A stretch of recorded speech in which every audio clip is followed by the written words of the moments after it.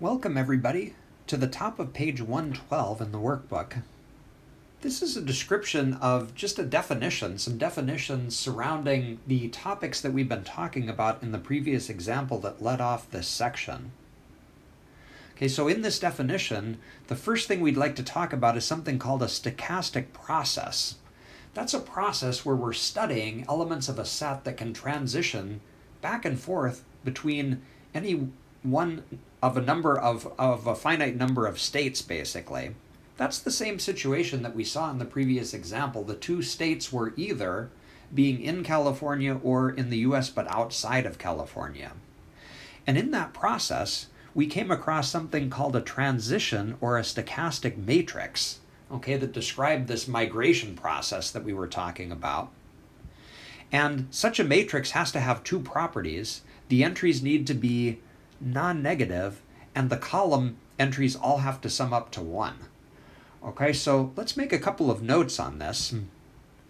So we first talk about a sequence where we keep multiplying by this stochastic matrix over and over again.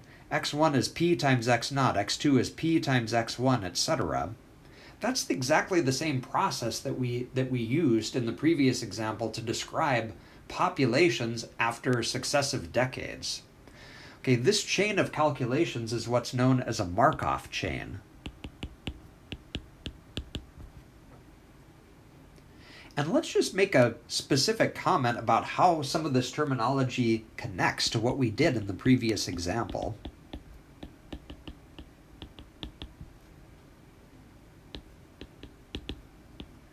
So the P, the transition matrix, in that case looked like 0.9, 0.2, 0.1, 0.8.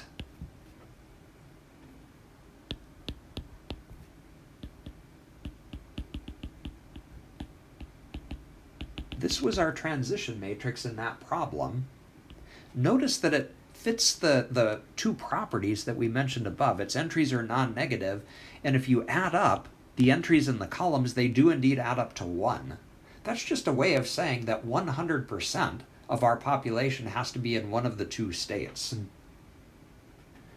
Okay, and also in that problem, the x1, x2, x3 that you see kind of up here, those were just the population vectors that we were talking about.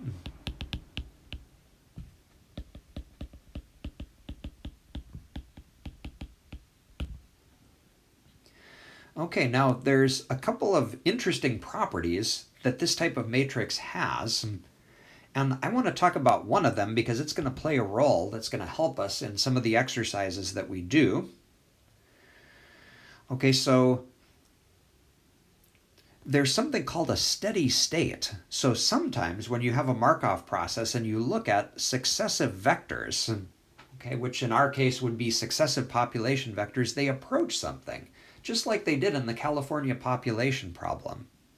If they approach something, we call that vector that we're approaching the steady state, and it will satisfy an equation that looks like p times q equals q. If you think about what that equation is saying, it's saying that p times q is 1 times q, so actually that means that 1 is an eigenvalue. The q that you plugged in came out as a constant multiple of q, to be precise 1 times q. All right, so what that means is if you were to go back and revisit the example that we just looked at, our steady state vector was 200, 100. If you took that